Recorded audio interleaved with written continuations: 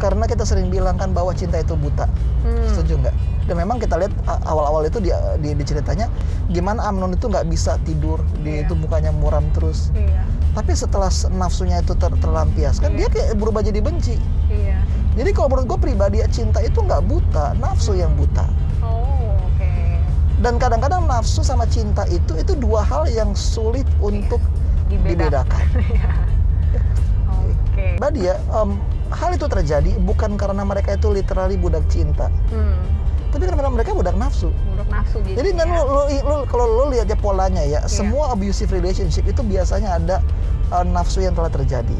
Kan alasan kenapa orang nggak bisa putus setelah begitu banyak hubungan yang jelek, setelah dihina, dicaci maki, dia bisa putus kenapa?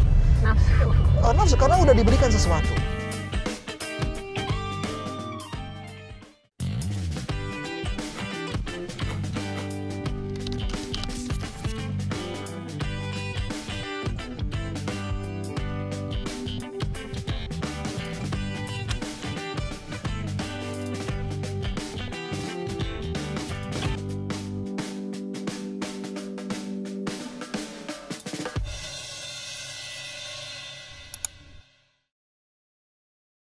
Shalom sahabat Indonesia, kita login kembali ke Facebook What's on Your Mind. Kali ini bersama saya Veta Inarai dan juga Pendeta Yohanes Sinaga. Halo Pendeta. Hai Avi, halo pemirsa semuanya. Yes, kita akan siap untuk mengenal dan juga berteman dengan satu profil yang ada di Alkitab yang keimanannya patut kita teladani. Dan kali ini nih mengenai seorang wanita, ya. Dan juga sebelum itu kita mau ngobrol dulu ice breaking, simple. Pernah nggak sih Pendeta di sosmed tuh pengen banget meluruskan sesuatu gitu ya, entah tercapai atau tidak, tapi waktu itu tentang apa sih? Tentang yang ini, yang kayak perempuan yang dia dituduh dia dikeroyok terus yang kelaminnya ditusuk pakai kayu. Pernah nggak? Siapa sih namanya itu? Andrea tuh siapa gitu? Itu juga nama samaran kan? Nama samaran. Bener. Apa yang Pendeta mau bilang emang di sosmed? Karena ternyata itu bukan pengeroyokan. Itu sebenarnya 1 lawan 1. Pendeta waktu itu berpikirnya itu kayak 1 lawan 1. Ya karena itu gitu satu Indonesia simpati sama dia kan, kayak dia dibully segala macam. Padahal memang dia, dia memang waktu itu memang layak dibully juga karena memang dia ada masalah. Itu bukan kayak yang kayak seburuk yang dibilang sama media. Cuma karena persepsi yang menang itu pertama adalah dia. Jadi semua orang itu simpati. Bahkan sampai ada YouTuber yang datang ke rumahnya dia, terus kasih sesuatu. Dia kayak 1 Indonesia kena prank gitu. Jadi pengen diluruskan ya.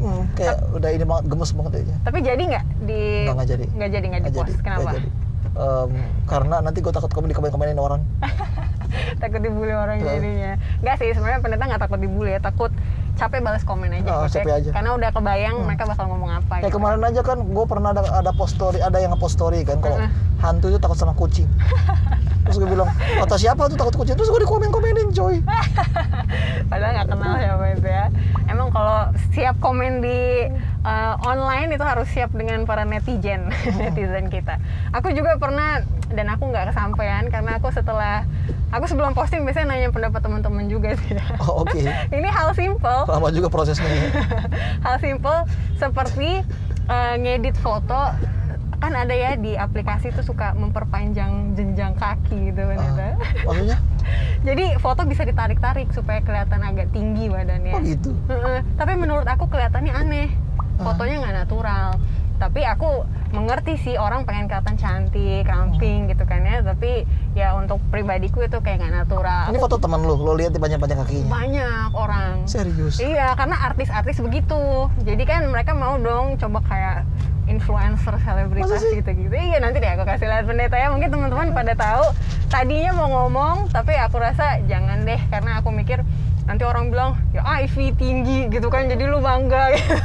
Kalau saya yang biasa aja gimana. Jadi aku menghormati deh. Pokoknya orang terserah mau mengekspresikan dirinya. Apa namanya juga sosmed gitu kan ya Pendeta. Mengaktualisasi diri bisa berbagai macam. Jadi aku tahan tuh. Nah kenapa aku tanya ini? Karena profil yang mau kita temani pada saat ini, dia berani buka suara, dia nggak bungkam. Padahal di zaman itu kalau misalnya dia buka suara, dia yang walaupun korban akhirnya jadi jelek gitu. Dia punya reputasi, bener ya Pendeta ya? Iya. Dan nanti kita akan, kita tebak-tebakan sekarang aja deh. Kira-kira mau kasih lebih nggak tentang dia? Pertama adalah dia lahir di keluarga poligami. Itu aja udah menarik ya. Yap. Oke, terus? Jadi ya sebagai keluarga poligami pasti ada ya namanya kakak angkat, adik angkat, mama kandung. Bukan mama adik angkat ya. Iya. Sorry. Kakak tiri, adik tiri. kilaf. Terus itu yang pertama. Terus yang kedua ayahnya itu adalah raja. Wah, ini udah tahu lah Pak ya. Udah jelas, ayahnya raja poligami. Dan ayahnya itu kayak bijak banget. Dia harusnya orang yang bijak ya, karena dia dibilang bahwa dia itu adalah orang yang dekat kepada hati Tuhan. Iya, close to God's own heart. Tapi dia hilaf gitu ya. Dan kejadian yang sama terjadi kepada anaknya yang perempuan. Ini kayak FTV banget nggak sih? Kasih judul. Aib ayahku menghampiri hidupku. Ya itulah kira-kira. Itu judul video kali ini juga bisa kali ya. Itu aja lah judulnya. Nah, itulah kita mau bahas mengenai Tamar ya. Itu karakternya nama Tamar. Tapi di Alkitab Tamar itu ada 2 ya pendeta. Oh ya, satu lagi. Gue lupa bilang kalau dia itu blasteran. Blasteran? Yep. Alias? Dia campuran. Dia bukan orang Yahudi mamanya. Bukan orang Israel, bukan orang Israel.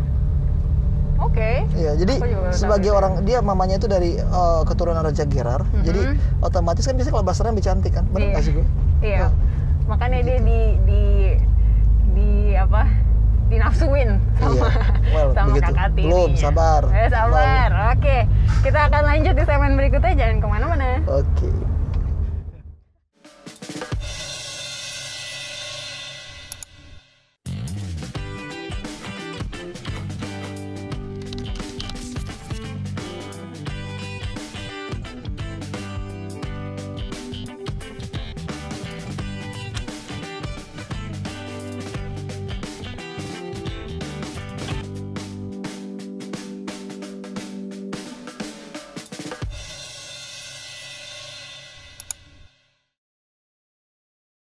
Masih sama kita login di Facebook What's on Your Mind. Kita mau tahu kira-kira pendapat teman-teman mengenai cerita Tamar ini seperti apa. Dan kira-kira kalau Tamar punya Facebook, kita mau add dia sebagai teman nggak ya? Kita bisa relate nggak ya? Apakah kita wanita atau pria? Karena ini kan subjektif ya pendeta ya. Ini dari sisi wanita, tapi apa yang bisa kita pelajari? Ini seru nih. Bakal panjang pembicaraannya. Tapi kayak tadi aku mention, Tamar di Alkitab itu ada 2. Pendeta boleh ingatkan nggak? Dan yang kali ini itu kan tentang anaknya Daud gitu ya. Tapi yang Tamar satu lagi waktu itu tentang Jadi yang pertama itu Tamar yang menikah dengan anak-anaknya Yehuda. Ada di buku Kejadian ya. Onan sama Er, dan keduanya kan dibunuh sama Tuhan. Itu yang di buku Kejadian. Tapi kalau Tamar kali ini adalah Tamar yang merupakan anak perempuannya Daud. Di buku 2 Samuel 13 ya, teman-teman kalau mau baca ceritanya boleh ke situ juga. Nah, banyak orang kita mau lihat background keluarganya dulu ya. Tadi pendeta bilang ya, dia anak keluarga poligami, terus mamanya blasteran, jadi dia cantik. Apalagi pendeta yang mau kita tekankan mengenai keluarganya? Dan kayak tadi gue bilang kan nama mamanya itu adalah Maakah, dan dia adalah anak perempuan Raja Gesur. Raja Gesur. Dan kalau kita bilang itu kayak kedua anak yang lahir dari Daud dan Maakah ini cakep-cakep memang kayak Absalom. Baru juga baru Tamar. Dan kita ingat bahwa pernikahan poligami itu kenapa harus ada? Bukan karena dia nafsuan ya. Kekuasaan. Itu harus kita ini deh. Memang karena kekuasaan dia pengen untuk menjadi hubungan politik dan itulah cara terbaik. Begitu. Dan kita saksikan di sini Tuhan memang ada melarang.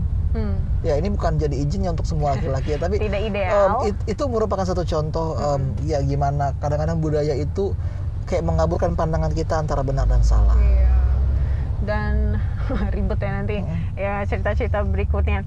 Nah, kita mau tahu dulu kakak adiknya Tamar, atau kita pendeta tolong ingatkan kita tentang ceritanya deh, kenapa sampai akhirnya ada kejadian yang tidak diharapkan. Emang awalnya seperti apa sih? Apa dari kecil mereka baik-baik aja atau pas udah dewasanya baru gimana? Sebenarnya nggak ada sih deskripsi mengenai masa kecil mereka. Iya, betul. Tapi kita lihat, kalau kita lihat struktur dari 2 Samuel, kisah Amnon dan Tamar itu merupakan lanjutan dari prahara Daud dan Batsheba. 2 Samuel 12 itu berbicara ketika Nathan memperingatkan Daud dan kemudian ditutup dengan perang melawan Bani Amon. Artinya mereka masuk ke satu fase yang penuh damai, di mana ekspansi kerajaan itu sudah sampai pada titik puncaknya. Dan pasal ayat 1 dikatakan sesudah itu terjadilah yang berikut. Artinya pasal 13 itu merupakan awal dari narasi yang berbeda. itu membuka kayak satu chapter yang baru dalam kehidupan Daud. Dan apa yang terjadi kemudian adalah Absalom bin Daud. Lihat, perhatikan. Iya. Itu dibuka dengan satu kata, Absalom bin Daud mempunyai seorang adik perempuan yang cantik. Namanya Tamar. Dan Amnon bin Daud jatuh cinta kepadanya. Nah, kenapa harus disebut namanya? Sama bapak soalnya. Iya, kenapa harus disebut kayak Absalom bin Daud, kemudian Amnon bin Daud juga? Dan kenapa harus dibuka dengan kata Absalom? Kenapa langsung dibilang ini Tamar cantik? Dia disukai sama Amnon. Jawabannya sederhana, karena memang pasal 13 merupakan prelude dari kisah pemberontakan Absalom. Oh iya. Kenapa dia memberontak? Kenapa itu semua terjadi? Bagaimana kehancuran prahara dinasti Daud, itu semuanya dibuka dengan kejadian ini. Iya. Itulah makanya kisah Tamar dan peran Tamar dalam kehidupan Daud, biarpun hanya beberapa ayat, itu mempunyai peranan penting. Kenapa? Karena ini menjadi awal dari satu kehancuran. Jadi awal dari satu kehancuran dimulai dari Daud dan Batsheba. Ya. Gitu ya. Dan banyak sambil aku baca-baca ada beberapa cendekiawan Alkitab atau ya biblikal ya, yang tidak percaya kalau dosanya Amnon terhadap Tamar itu nggak ada relevannya sama Daud, karena walaupun itu adalah dosa orang tuanya, tapi tindakannya kan tindakan si Amnon juga gitu. Ya. Menurut pendeta gimana? Kalau menurut Pak Pendeta itu, gimana ya? Itu agak-agak shaky di situ karena kalau kita mau jujur, narasi itu kayak mencerminkan sesuatu back to back. Dan penulis kitab Samuel itu bukanlah penulis yang misalnya asal kutip ceritanya, enggak. Semua tindakan mempunyai cerminan dari apa yang terjadi sebelumnya. Kebangkitan Daud di 1 Samuel itu mencerminkan kebangkitan Absalom di dalam 2 Samuel 13. Tapi perbedaannya adalah mereka dilahirkan dalam kondisi berbeda. Sorry, kayaknya gue terlalu panjang kalau mau bahas tentang Absalom. Tapi yang mau Pak Pendeta bilang adalah kenapa pilihan Daud untuk melihat dan mengingini Batsheba itu selaras dengan tindakan Amnon mengingini Tamar. Coba perhatikan di ayatnya. Hati Amnon sangat tergoda sehingga ia jatuh sakit karena Tamar saudaranya itu. Sebab anak perempuan itu masih perawan dan menurut anggapan Amnon mustahil untuk melakukan sesuatu terhadap dia. Ini gimana? Itu agak aneh sih ayat ini secara narasi. Pertama dikatakan dia sangat tergoda. Oke, dia jatuh cinta. Dan dia sangat tergoda. Dia bahkan sampai sakit loh. Gue gak tau, pernah gak sih lo demam karena cinta lo kan? Itu gak make sense, tapi itu terjadi, oke? Dan kenapa harus dibilang masih perawan? Dan kenapa tiba-tiba Amnon itu dia merasa mustahil? Karena ada sendiri gitu ya. Emang konsekuensinya apa Pendeta kalau misalnya Amnon mau secara legal gitu deh, gue nikahin deh Tamar daripada bikin yang macem-macem? Apa nggak boleh waktu itu ya? Pak Pendeta memang belum benar-benar melihat sih kepada kondisi itu. Tapi kalau lo perhatikan di ayat 12, oke? Amnon, tetapi gadis itu berkata kepadanya, tidak kakakku, jangan perkosa aku, sebab orang tidak berlaku seperti itu di Israel, janganlah berbuat noda seperti aku. Tapi itu masih ditolak lagi. Dikatakan dalam ayat 13, oleh sebab itu berbicara dengan raja, sebab ia tidak akan menolak memberikan aku kepadamu. Apakah nggak bisa dia minta? Nggak tahu ya, kalau menurut gue pribadi ini menunjukkan kepribadian dari Amnon. Dia itu putra mahkota loh, dia anak sulung. Dia anak sulung. Tapi sepertinya itu dia pengen cari jalan yang paling mudah sama dirinya. Begitu. Cari jalan yang gampang, tapi belum tentu benar. Dan konsekuensinya panjang. Ya, jadi gitu ya. Dikatakan dalam pertama itu dia itu jatuh cinta sampai sakit. Tapi kenapa dia sakit? Karena dia melihat itu sebagai satu hal yang mustahil. Kayaknya mustahil bukan karena ada halangan secara teknis. Tapi kayaknya Tamar itu emang gak suka dia sama dia. Kalau kita mau backtrack ya. Kalau kita mau backtrack, memang karena Tamar itu kayaknya dia nggak terlalu suka sama Amnon. Begitu. Coba ceritanya lebih detail gitu ya, kita bisa melihatnya kayak drama atau FTV yang tadi Pendeta bilang ya. Tapi sayangnya nggak terlalu detail, dan inilah yang harus kita pelajari gitu ya untuk mengambil pesannya. Dan lebih lucunya apa yang diperbuat sama Amnon. Ayat 3, Amnon mempunyai seorang sahabat bernama Yonadab, anak Simea kakak Daud. Itu berarti kalau anak Simea kakak Daud itu berarti apanya? Sepupunya ya. Dan kemudian dikatakan bahwa Yonadab itu seorang yang sangat cerdik. Oke. Iya. Dan kita perhatikan ayat 4. Katanya kepada Amnon, "Hai anak raja, mengapa engkau demikian merana setiap pagi?" Artinya apa? Sakitnya Amnon itu bukanlah sakit yang berlangsung 1-2 hari. Yeah. Tapi kalau kata-kata Yonadab, setiap pagi, kenapa sih kamu kok merana terus? Tidakkah lebih baik engkau memberitahukannya kepadaku? Dan kemudian apa kata Yonadab? Berbaringlah di tempat tidurmu dan berbuat pura-pura sakit. Apabila ayahmu datang menengok engkau, maka haruslah engkau berkata kepadanya, izinkanlah adikku Tamar datang memberi aku makan. Apabila ia menyediakan makanan di depan mataku, sehingga aku dapat melihatnya, maka aku akan memakannya dari tangannya. Kayak lengkap skenarionya udah di set. Lengkap. Itu luar biasa banget. Dan perhatikan, nasi itu agak ambigu. Dia nggak bilang lu perkosa aja adek lo. Nggak, dia nggak bilang. Apa itu permainan bahasa atau emang zaman dulu mereka emang sebut tidur itu sebagai perlakuan yang tidak senang? Well, itu agak ambigu karena itu makanya dibilang bahwa Yonadab ini ada seorang yang cerdik. Jadi kalau gue lihat ya, apakah Yonadab itu bersalah, mempunyai peran tertentu dalam kasus Tamar ini? Menurut gue pribadi itu agak ambigu karena dia cuma bilang ya mendingan lo pura-pura sakit aja deh. Terus nanti dia datang, artinya apa? Gue bantuin lo untuk dapat quality time. Tapi yang terjadi kemudian ada satu hal yang berbeda. Oke, kita akan lihat lagi. Aku sebenarnya penasaran sih mengenai anak-anak muda sekarang juga kan maunya hal-hal yang instan. Dan kadang ketika kita mau hal yang instan, kita cari jalan potong. Jalan potong itu berkonsekuensi panjang gitu ya. Nanti kira-kira apa yang bisa kita pelajari dari sini. Teman-teman jangan kemana-mana, tetap di Facebook.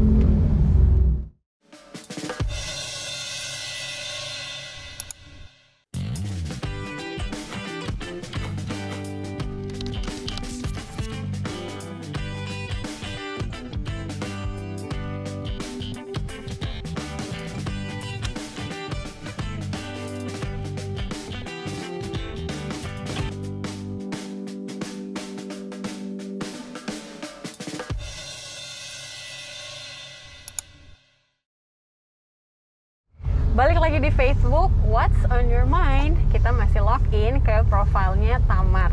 Jadi ada satu hal yang membuat Amnon, putra sulung dari Raja Daud, tidak bisa tidur berhari-hari karena dia suka banget sama Tamar. Tapi Tamar adalah adik tirinya gitu ya.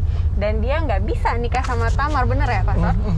Ya, karena dalam Imamat 18 ayat 11 dikatakan, gue aja yang baca ya. Boleh. Mengenai aurat anak perempuan dari seorang istri ayahmu. Kayaknya harus lebih detail. Mengenai aurat anak perempuan dari seorang istri ayahmu yang lahir pada ayahmu sendiri. Jadi berarti dia emang penulis ini udah secara detail berbicara tentang adik tiri. Janganlah kau singkapkan auratnya karena ia saudaramu perempuan. Lihat aurat aja nggak boleh. Lihat aurat aja nggak boleh. Jadi memang secara literal hukum Tuhan itu, terutama yang ditulis oleh Imamat, itu melarang seorang saudara tiri laki-laki untuk menikah dengan saudara tiri perempuan. Itu melarang. Nah, jadi image seperti apa yang kita dapat dari Amnon ini? Dia nggak bisa mengendalikan emosi dan hatinya sendiri. Betul. Jadi dia kayak orang-orang yang ngerasa kayak, ini gue udah suka banget, ini harus jadi nih. Kayak kalau nggak tanpa dia, nggak bisa. Aku apa namanya istilahnya? Aku tanpamu butiran debu. Ya kalau gue kan ada sesungguhnya aku bisa hidup tanpa. Makanya ya kan ada kan. Jadi kita merasa kalau tanpa dia gue nggak bisa. Dan hal yang sama juga ditunjukkan oleh Amnon. Dia biarkan dirinya itu dikuasai oleh cinta, oleh feelingnya, oleh lust, oleh nafsunya. Dan hal yang sama juga berlaku kepada Daud. Oke, kita langsung ngomong ke praktikalnya aja nih pendeta ya. Ada beberapa hal yang emang kita suka, tapi kita tahu kita tidak boleh memilikinya. Janganlah jauh-jauh ke orang gitu ya, seorang laki-laki atau perempuan, barang pun gitu ya. Gue tahu nih ini nggak perlu banget sih. Tapi ya ada pay later tapi ada pay later, terus ada notifikasi tiap hari muncul. Akhirnya kan jadi menggebu-gebu kan, pengen banget gitu ya. Ada nggak sih tips? Apakah itu tips Alkitabiah atau tips dari yang pendeta pernah baca supaya kita tidak menumbuhkan, mengkultivasi perasaan yang kita tahu itu salah. Ya, kayaknya yang pertama itu emang harus ada withdrawal. Itu yang paling pertama, step pertama. Menarik diri. Ya, contohnya kayak tindakan Daud kan, dia naik ke suatu rumah, dia lihat Bathsheba. Kalau kita mau lihat struktur gramatikal dari penulisannya itu, it's not one time event. Oh. Jadi pertama mungkin dia lihat kayak Bathsheba lagi mandi, tapi kemudian dia kembali ke suatu yang rumah ke suatu istana untuk menyaksikan kayak Bathsheba lagi bukan lagi kayak berbuat sesuatu lah di situ. Jadi semuanya itu dimulai dari mata loh. Mata, terutama para pria katanya. Tapi cewek juga kok. Iya. Okay. Kayak dulu gue pribadi kayak gue nggak pernah banget kayak pengen sesuatu. Tapi gue notice semakin banyak aplikasi shopping yang gue punya. Shopping, oke. Iya, shopping kan. Semakin banyak aplikasi online shopping yang gue punya tuh semakin besar kecenderungan gue untuk cek harga-harga mereka. Betul. Itu semakin besar banget. I agree. Okay. Iya, apalagi kalau ada notifikasi. Salah nggak sih buka notifikasi shopping hari Sabat, bro? Soalnya udah masuk notifikasi. Tiba-tiba kan? Kalau muncul kan, kayak diskon, kayak flash sale. Pasti jam-jam foto lagi kan? Iya, itu kan kayak ini banget. Kalau nggak dibuka kayak berat memori. Okay. Jadi kita harus punya ketetapan hati. Ya udah jangan dilihat-lihat lagi. Iya. Gitu ya. Apalagi kita kan anak-anak muda sekarang kan kita terkena. Kalau psikologi itu dia ada istilahnya FOMO. Pernah dengar nggak lo? Aku lupa. Fear of FOMO? Bukan, FOMO itu beda lagi. FOMO itu fear of better options. Jadi kita takut kalau ada yang lebih baik lagi. Nah, tapi kalau dalam case kali ini, Amnon itu udah merasa bahwa inilah yang terbaik. Ini the best option. Ya, this is the best that he can get. Kayak tadi dibilang kan tanpa engkau itu, ya tanpa Tamar itu dia itu gila. Dan memang dia itu udah masuk dalam tahap kegilaan, obsesi, baru dia sakit, dia wajahnya murung tiap pagi. Kenapa? Karena dia nggak bisa kontrol desire-nya. Keinginannya dia. Oke. Ini dalam sih, tidak bisa memiliki seseorang gitu ya. Jangan dilihat-lihat terus. Padahal masih ada keinginan untuk melihat. Anyway, kita lanjut. Jadi Amnon dia menyimpan perasaan itu sampai dia nggak bisa kontrol lagi gitu kan ya. Terus dia mencari nasihat, mencari counsel sama temen yang cerdik gitu, yang agak jahat juga gitu kan pemikirannya. Jadi pertanyaannya, kepada siapa pendeta kita bisa pergi ketika rasa itu tidak terkontrol misalnya? Option yang bagusnya siapa? Kalau menurut gue pribadi, pertanyaan bukan kepada siapa sih. Bukan kepada siapa. Tapi nasihat seperti apa yang kita perlukan. Oke. Lihat, menurut lo, ingat lo, itu sepupunya sendiri lo. Iya. Dan dia itu terkenal karena dia itu orang yang cerdik. Dan kata cerdik di sini bukanlah selamanya konotasinya negatif, tapi positif juga. Cerdik bisa artinya pinter banget. Iya. Dan memang apa yang dianjurkan Yonadab, biarpun memang nggak selamanya salah, tapi secara norma-norma tertentu itu dia udah mengawancing ke arah sana. Kenapa? Karena zaman dulu beda zaman sekarang. Iya. Kalau sekarang kan kita anak muda ya kita bisa berduaan lah dengan siapapun ya, teman-teman yang kita menarik. Iya. Tapi kalau zaman dulu enggak. Masuk ke kamar lagi sih. Iya. Masuk ke kamar kan? Dan perhatikan narasinya ya di situ ya, bahwa ayat 9 baca, ayat 13 ayat 9. 13 ayat 9. Oh, ayat 8 ayat 8. Ya. Maka Tamar pergi ke rumah Amnon, kakaknya yang sedang berbaring-baring. Lalu anak perempuan itu mengambil adonan, meremasnya dan membuat kue di depan matanya. Kemudian dibakarnya kue itu. Baik ya Tamar. Oke, coba perhatikan. Deskripsi itu detail. Oke, jadi entah kenapa narasi di sini tuh melambat. Emang nggak bisa apa penulisnya cuma bilang Tamar masuk ke kamar Amnon, dia buat kue. Udah. Tapi itu kayak detail banget dari anak perempuan itu mengambil adonan, meremasnya, membuat kue, kemudian membakarnya. Artinya apa? Kalau gue pribadi ya, dalam semua proses itu Amnon itu udah ngeliatin. Tambah nafsu gitu lah. Lihat dia bikin kue. Dan mereka waktu itu nggak berdua loh. Iya. Oke, ayat 9. Sesudah itu, gadis itu mengambil kuali dan mengeluarkan isinya di depan Amnon. Tetapi ia tidak mau makan. Berkatalah Amnon, suruhlah setiap orang keluar meninggalkan aku. Lalu keluarlah setiap orang meninggalkan dia. Oke, jadi itu lebih detail lagi. Gitu ya, emang kenapa harus di depan Amnon buat kuenya? Kenapa nggak bisa kayak langsung homemade bawa dari rumah, taruh di Tupperware? Emang pengen dilihat sama Amnon ya. Jadi ada intensi di situ dan memang izin yang diminta Amnon kepada Daud itu spesifik. Coba chat 6. Langsung aja berkatalah Amnon kepada raja.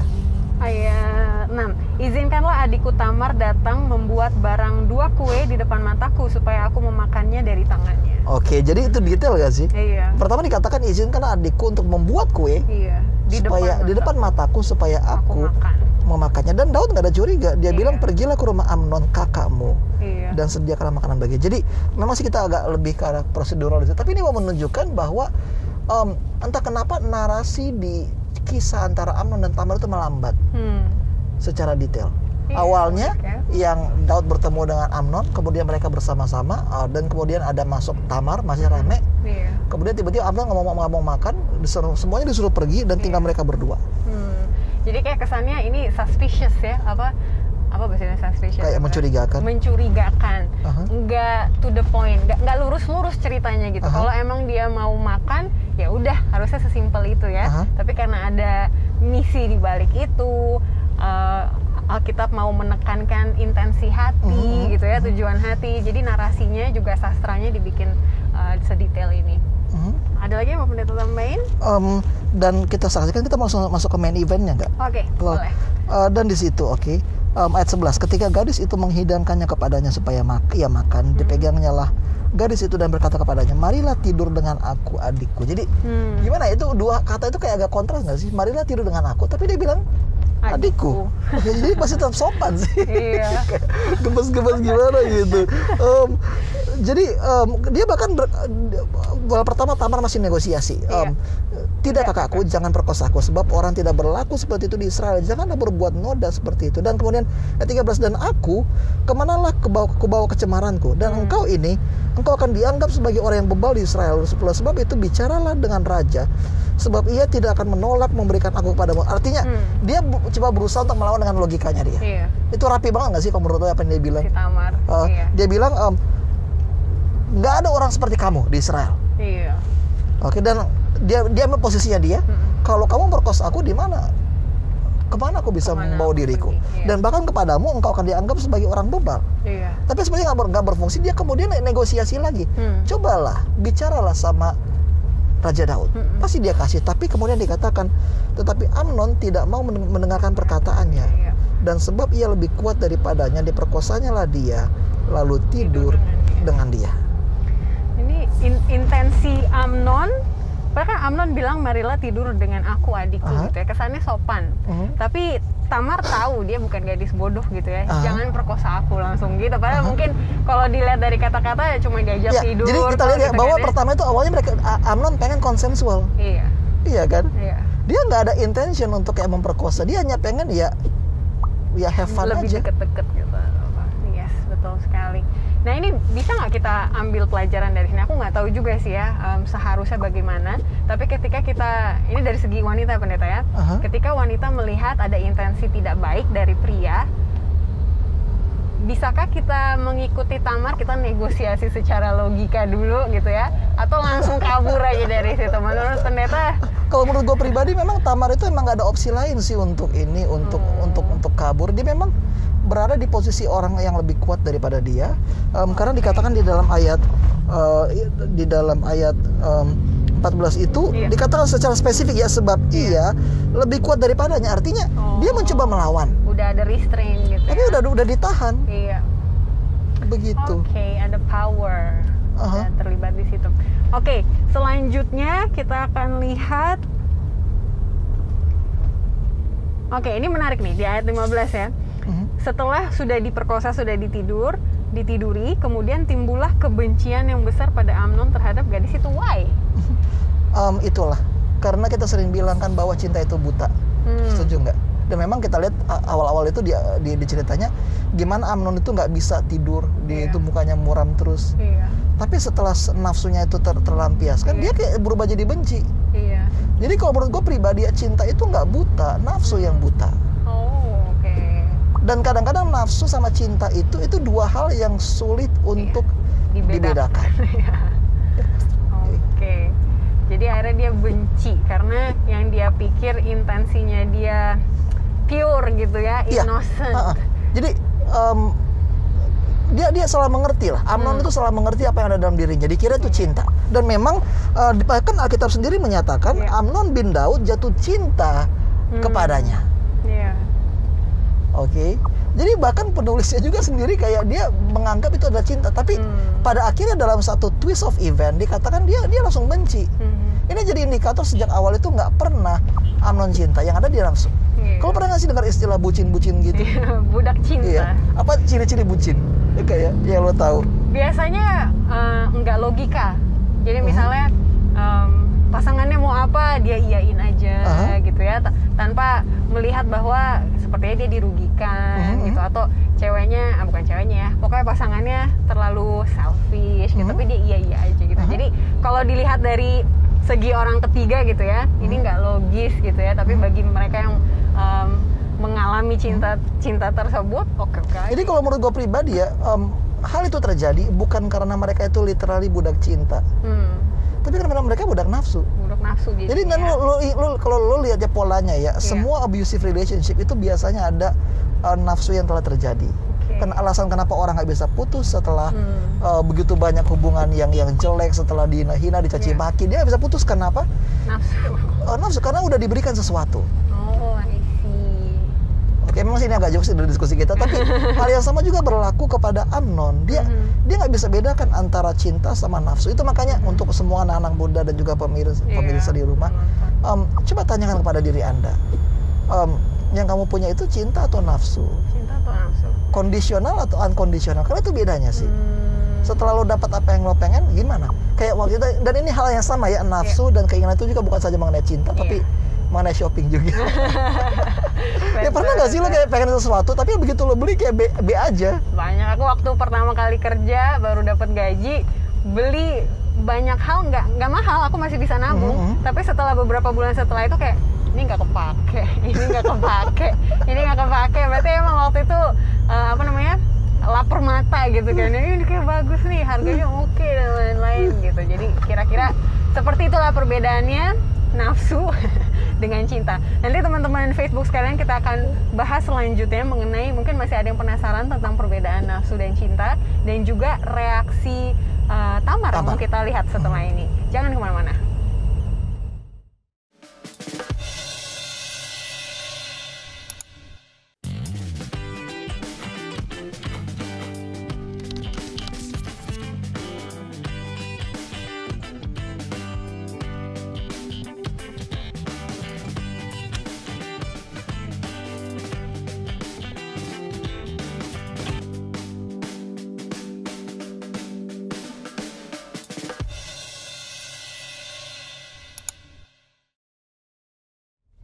Thank you teman-teman masih di Facebook. What's on your mind?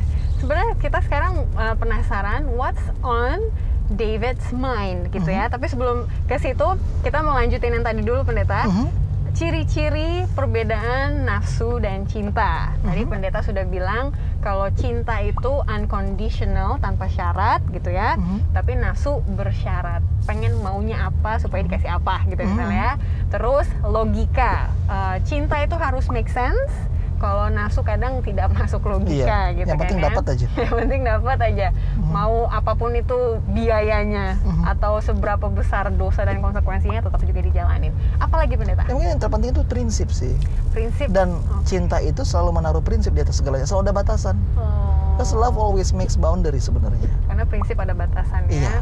Apa yang nggak boleh, apa yang nggak boleh. Apa yang boleh, apa yang nggak boleh, apa yang bisa dikasih, apa yang nggak dikasih. Sekarang kayak teman-teman pasti banyak teman-teman yang kayak masih pacaran aja udah ganti-ganti, udah saling tukeran password FB, IG.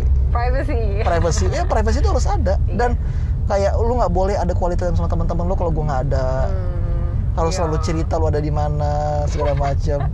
Pengalaman ya Pendeta? Karena secara nggak langsung ya kita itu dia bukan siapa-siapa lu sebenarnya, hanya pacar doang. Begitu. Jadi prinsip itu harus ada. Belum ada kaitan apa-apa. Oke. Jadi prinsip unconditional dan juga logika itu sebenarnya dasarnya kita lihat di Alkitab sih ya. Prinsip-prinsip dan apa-apanya. Tapi kita nggak kesana. Kita mau balik ke ceritanya Tamar. What's on David's mind ketika kejadian itu terjadi gitu? Kita nggak tahu sih sebenarnya apa yang ada dalam pikirannya dia. Tapi tindak tanduknya kita mau lihat ya. Tindak tanduk itu terakhir itu coba gue lihat dulu ya di mana ya. Yang intinya adalah ayat 21 sih, ketika segala perkara itu didengar Raja Daud, sangat marahlah ia. Itu aja yang kita tahu. Dan titik dia marah. itu titik. Iya. Oke, dan dia nggak ada berintervensi, dia nggak ada negorin, dia cuma marah aja sama keran. Nggak ada ditulis hukuman bagi Amnon gitu ya. Dan uniknya adalah kayak gimana ya, Tamar itu tidak mundur dari apa yang terjadi. Contohnya kalau lo baca lagi di ayat 15, Amnon berkata kepadanya, bangunlah, enyahlah. Ayat 16, lalu berkatalah gadis itu kepadanya, tidak kakakku, sebab menyuruh aku pergi adalah lebih jahat daripada apa yang telah kau lakukan kepada aku tadi. Jadi dia bilang, you need to be responsible. Dan ini yang berbeda dari apa yang terjadi sebelumnya. Batsheba diam loh. Iya. Oke, nah memang jadi perdebatan sih apakah Batsheba pelakor atau korban. Sebenarnya kita udah pernah bahas sebelumnya di episode Facebook. Tapi berbeda dari Batsheba, dia nggak diam. Tamar melawan. Iya. Dia berkata, lu harus tanggung jawab. Lu udah nondain gue. Masa depan gue itu udah rusak. Dan yang terjadi kemudian adalah uniknya, tetapi Amnon tidak mau mendengarkan dia. Dipanggilnya lah seorang muda yang melayani dia, katanya, suruhlah perempuan ini, lihat, dia nggak mention nama. Iya. Tadi dia bilang, marilah tidur denganku, adikku. Iya. Sekarang udah benci banget ya. Sekarang jadi perempuan itu, ini. Iya. Memang salah satu bukti ya, salah satu contoh dari perbedaan antara nafsu. Gue baru ingat dari Gottman. Jadi dia bilang itu adalah contempt. Apa ya bahasa Indonesia contempt ya? Contempt. Kayak kebencian dia sebenarnya. Iya. Jadi pertama-tama ketika dia belum dapatkan apa yang dia inginkan, dia masih bilang adikku, segala manis banget. Tapi begitu semuanya udah jadi hambar, dia bilang buanglah perempuan ini untuk pergi dari pintu belakang. Dan di sini gadis itu dikatakan memakai baju kurung yang maha indah. Oke, lalu Tamar menaruh abu di atas kepalanya, mengoyakkan baju kurung yang maha indah yang dipakainya, meletakkan tangannya di atas kepalanya, dan pergilah ia sambil meratap dengan nyaring. Dia nggak diam-diam, biar semua orang tahu saya lagi berkabung gitu ya. Dia tunjukin. Iya. Dia tunjukin kalau dia sudah dinodai. Wow. Sebenarnya orang nggak tahu sih kalau dia dinodai cuma karena berkabungnya aja kan. Pasti orang kan penasaran ya. Dan dia nggak malu untuk kasih tahu, ya saya sudah dinodai oleh Menurut lo gimana kalau dalam posisi Tamar gimana? Well, that's a messed up question actually. Nggak apa-apa. Kalau dari nggak lo speak up? Kalau aku sih berani sih. Tapi di situasi yang kita ada di Indonesia ini ya, kalau speak up belum tentu menguntungkan diri sendiri juga dengan berita-berita yang kita tahu di media gitu ya. Malah korbannya dipersalahkan gitu, atau karena dia sudah diviralkan nanti dituntun pencemaran nama baik gitu kan ya. Jadi itu terjadi. Terjadi. Dan Tamar dia tahu konsekuensinya kalau dia berkabung secara nyaring gitu ya, tapi dia tetap. Nah, kalau dalam segi hukum sekarang ya, yang terberat itu adalah bukti. Karena kan orang-orang yang ternodai kayak gini kan mereka nggak punya bukti. Apa coba saksinya gimana? Kayak ada satu kasus kan kayak ada yang satu keluarga dinodai oleh seseorang. Okay. Kemudian waktu dia lapor polisi hanya bilang, Bu, kita nggak bisa proses, ini nggak ada bukti. Yang kita punya itu hanya kesaksian dari yang diperkosa. Gimana ya kalau bagi kita yang hidupnya masih aman, yang kita masih belum pernah mengalami kekerasan seksual seperti ini, it's easy for us to say speak up. Okay. Tapi bagi perspektif korban seperti Tamar, seperti Batsheba, di mana orang yang berkuasa itu yang menindas mereka, itu susah loh. Dan kita ada reaksi-reaksi dari orang-orang di sekeliling gitu. Ayat 20 bisa baca, Vi. Bertanyalah Absalom kakaknya kepadanya, apakah Amnon kakakmu itu bersetubuh dengan engkau? Maka sekarang adikku, diamlah saja. Bukankah ia kakakmu? Janganlah begitu memikirkan perkara ini. Oke, itu luar biasa. Disuruh diam aja sama Absalom. Disuruh diam, terus dibilang, udahlah dia kan kakakmu kan. Iya. Janganlah buat ribut-ribut lagi. Dan unik, tapi dia nggak tinggal diam loh. Oke, dan bahkan Daud juga mendengar perkara itu. Dan ayat 22 adalah Absalom tidak berkata-kata dengan Amnon baik tentang yang jahat maupun tentang yang baik. Tetapi Absalom membenci Amnon sebab ia telah memperkosa Tamar, adiknya. Jadi satu hal yang sangat-sangat kompleks sebenarnya, di mana baik Absalom maupun Daud itu nggak bisa memberikan keadilan yang sempurna kepada Tamar. Padahal mereka abangnya gitu ya. Ya, mereka abang, mereka harusnya orang-orang bisa menghargai dan orang tuanya juga. Daud, tapi kenapa Daud nggak bisa ngambil sikap? Ya mungkin karena dia juga pernah berbuat. Dia juga pernah berbuat. Iya. Dan ini kita ngomongin keluarga kerajaan loh. Maksudnya kuasa apa sih yang mereka tidak punya untuk menyelesaikan suatu masalah gitu ya? Apalagi kalau masyarakat jelata biasa gitu ya. Bagaimana lebih kecil lagi kuasanya Tamar awam gitu ya, bukan Tamar yang istana seperti itu. Kompleks. Ya, karena kalau kita mau jujur juga orang-orang kayak Tamar itu kan kita melihat mereka sebagai komoditi yang rusak kan. Benar nggak gua? Siapa sih yang mau yang mau menikah sama perempuan yang sudah dinodai, yang sudah punya latar belakang kekerasan seksual? Mungkin sedikit banget tuh orang. Kalaupun ada itu pasti orang-orang yang benar-benar pengasih, orang-orang yang mengasihi dengan kasih Kristus. Tapi kayak gue bilang ya, jadi kisah Tamar itu menurut gue pribadi menunjukkan 3 hal. Yang pertama adalah kita diajarkan untuk mengetahui perbedaan antara cinta dan nafsu. Itu harus untuk kepada orang-orang muda. Yang kedua adalah kita diajarkan juga untuk memilih sahabat secara bijak. Dan lo tau nggak siapa tadi namanya? Yonadab. Yonadab ini agak gimana, kontroversi loh, karena pada waktu nanti Absalom dibunuh, Amnon dibunuh oleh Absalom. Kan mereka anak raja kan diundang semuanya kan. Jadi begitu Amnon mati, anak-anak raja pada lari pulang ke Yerusalem. Mereka naik keledai ya. Jadi tapi sebelum mereka sampai, kabar itu udah terdengar di Yerusalem kalau Absalom itu sudah membunuh semua anak raja. Iya benar. Dan uniknya adalah semuanya nangis. Semuanya nangis, meratap mereka karena bayang semua anak raja. Semuanya menangis kecuali Yonadab. Dan Yonadab bilang, kalian kenapa nangis? Yang dibunuh itu bukan semuanya, tapi hanya Amnon. Dia kayak psikopat gitu ya. Nah, tapi makanya dari mana dia tahu? Kan, kabar itu masih belum terverifikasi dan nggak ada saksi mata yang benar-benar datang.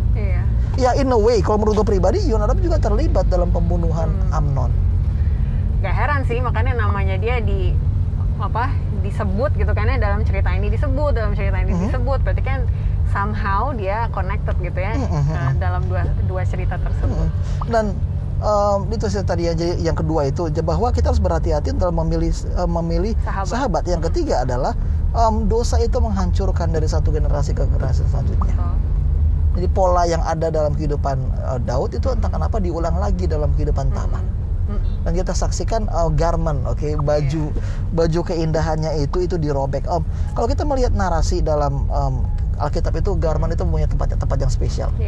Dan garment Tamar kali ini merupakan simbol bagaimana dunia seringkali mengobrak-abrik kehidupan, mengobrak-abrik kehidupan kita, merendahkan kita, begitu, dan membuat kita tidak berdaya.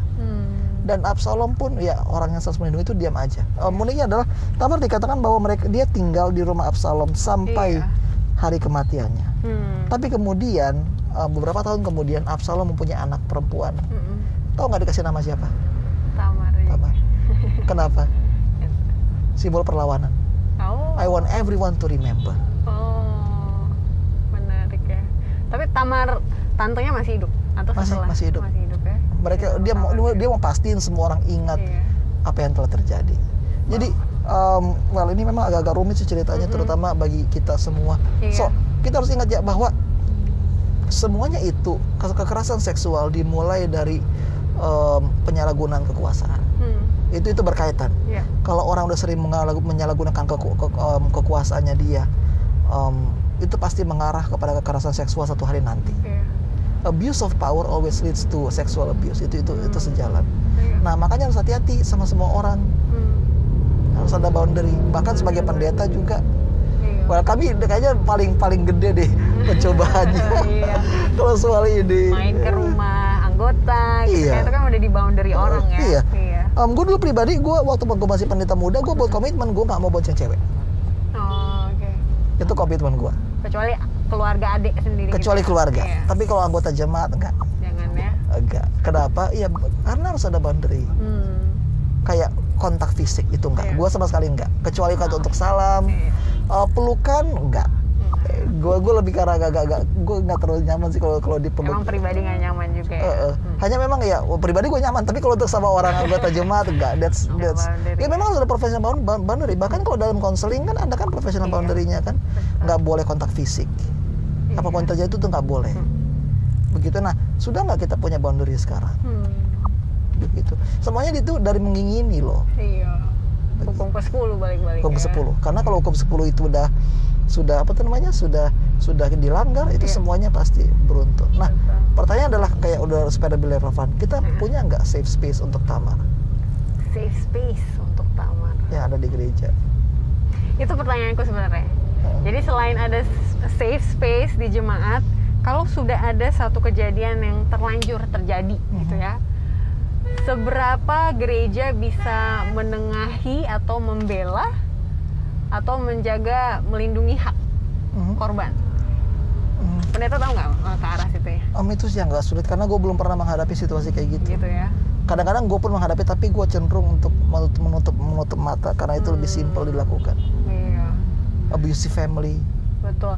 Aku pernah kan di ministry BWA ya, kalau misalnya teman-teman tahu ada ministry atau pelayanan untuk para wanita, dibilangnya untuk negara-negara lain itu mereka sudah bangun sistemnya. Jadi kalau misalnya ada kejadian, mereka lapor ke siapa itu udah jelas. Nanti yang bagian yang dilapor itu dia mau kasih tahu ke authority-nya jelas, dia mau kasih tahu ke organisasi gereja secara keseluruhan juga jelas gitu ya. Tapi di Indonesia sayangnya sistem tersebut belum dibuat gitu. Jadi lagi sementara dibuat katanya bagi BWA. Itu kan, apa namanya, undang-undang kekerasan seksual kan? Iya, itu PKS. Pemerintahannya ya, maksudnya di organisasi gereja juga mereka harus ada prosedur ya, protokol kalau misalnya kejadian. Karena selama ini katanya pernah kejadian mereka bingung mau lapor polisi atau lapor ke gereja, tapi gereja ranahnya di mana gitu kan ya, jadi agak bingung juga gitu. Jadi kita harapkan ada perkembangan juga di bagian mudah-mudahan situ ya. Sih, mudah-mudahan. Oke, kita langsung ke akhir dari diskusi kita. Secara pribadi, apa 1 atau 2 poin yang kita take away dari pelajaran ini? Pendeta boleh mulai dulu. Harus kayak gue selalu ulang-ulang ya, kalau bedain nafsu sama cinta. Oh ya, tadi 3 itu ya. Ya, 3 itu. Yang kedua, jadi sahabat yang baik. Jadi sahabat yang baik. Dan juga nasihat yang tepat. Nasihat yang tepat. Begitu, kalau udah melanggar, kalau memang udah nggak tepat, ya itu harus hati-hati sama sahabatnya. Karena ya in the end itu yang kan paling bertanggung jawab itu kan perpetrators yang buat, bukan yang kasih nasihat. Betul. Oke, terus yang ketiga tadi apa ya? Yang ketiga, know your boundaries. Know your boundaries. Yeah. Terus yang terakhir, everyone needs Absalom. Kayak di sini kayak Absalom itu, ya gue tau Absalom itu nggak sempurna, tapi dalam kasus itu dia itu jadi pelindung banget. Biarpun dia bilang diam sama Tamar, tapi dia kasih rumahnya jadi tempat tinggal. Kenapa harus rumahnya Absalom? Nggak ada yang mau nikahin dia. Nggak ada lagi mau nikah. Hidupnya udah berantakan. Dan dia kasih nama anaknya Tamar. Dan dikatakan bahwa anaknya itu nanti akan menjadi secantik tantenya. So, in the end what happened, no matter what happened to Tamar, dia itu di mata Absalom masih jadi perempuan yang cantik. Dan dia nggak malu menamakan anaknya Tamar karena dia nggak malu sama adik. Iya. Sama emang ada sekarang kita kasih nama anak kita Judas kan enggak. Paling nama anjing. Iya. Tapi kalau Absalom nggak dikasih nama anaknya seperti Tamar. Begitu. Nice. Kalau aku pribadi yang aku take away yang berkesan itu yang tentang mind and heart control ya. Terhadap apapun itu, mau orang ataupun barang, ambisi, keinginan dan mimpi gitu ya. Harus ada kontrol di pikiran dan juga di hati, jangan terbawa perasaan juga. Dan kita tadi belajar bahwa kontrol itu bisa datang dari kepercayaan kita kepada Tuhan atau pertemanan kita, nasihat-nasihat yang kita dapatkan. Dan juga sebenarnya kita juga sih harus tahu kapan untuk withdraw tadi ya, untuk keluar dari situasi yang kita tahu itu tidak baik. Jadi teman-teman sekalian, kita harus berusaha gitu ya. Nah masalahnya kan kita semua suka kan kayak narasi cinta yang paling indah kan narasi Romeo Juliet nggak sih, kayak cinta terlarang antar etnis, antara yang nggak bisa dicapai kan.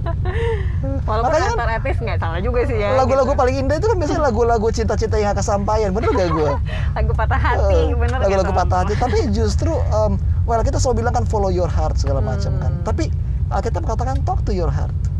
Bicara sama hati kita. Jadi kalau memang itu nggak bisa, ya berhenti, withdraw. jangan dilanjutin, karena semakin dilanjutin tuh nanti justru mengarah kepada kehancuran. Begitu. Oke, benar sekali. Kita akan tutup dengan doa, teman-teman sekalian, dan juga Pendeta Yohanes Sinaga. Thank you untuk waktunya. Mari kita doakan anak muda untuk punya to be a man of integritas gitu ya. Kita tahu mana yang salah, yang mana enggak, dan jangan masuk ke ranah yang kita tahu akan membawa kita ke dosa. Oke, let's pray. Ya. Bapa di surga, terima kasih Tuhan atas semua yang telah Kau ajarkan kepada kami hari ini. Biarpun kisah Tamar adalah kisah yang jarang kami bicarakan, tapi kami mengerti Tuhan bahwa Engkau bekerja dalam setiap duka cita yang ia rasakan. Kami tidak tahu kenapa kisah Tamar harus terjadi dan harus dituliskan dalam Alkitab. Tetapi biarlah teladan Absalom yang mencintai Tamar apa adanya bisa menjadi contoh bagi kami dalam menyikapi mereka yang telah dirusak oleh orang-orang yang seharusnya melindungi, yang seharusnya menjadi pelindung dalam kehidupan mereka ya Bapa. Dimuliakan nama-Mu. Dalam nama Yesus kami berdoa. Amin. Amin. Terima kasih teman-teman sekalian sudah bergabung di Facebook. Next time kita mau belajar tentang karakter siapa ya, dan semoga kita mau menjadi teman bagi orang-orang yang seperti Tamar gitu ya. Jangan kita hindari atau kita tidak support, tapi Tuhan juga punya masa depan untuk orang seperti Tamar, karena Tamar ceritanya nggak berakhir di cerita yang naas tadi ya. Dia punya kehidupan yang walaupun kita tidak tahu seperti apa, kita percaya Tuhan pasti akan take care, mempedulikan dia. Sampai ketemu lagi, tetap sehat, salam Facebook. Bye.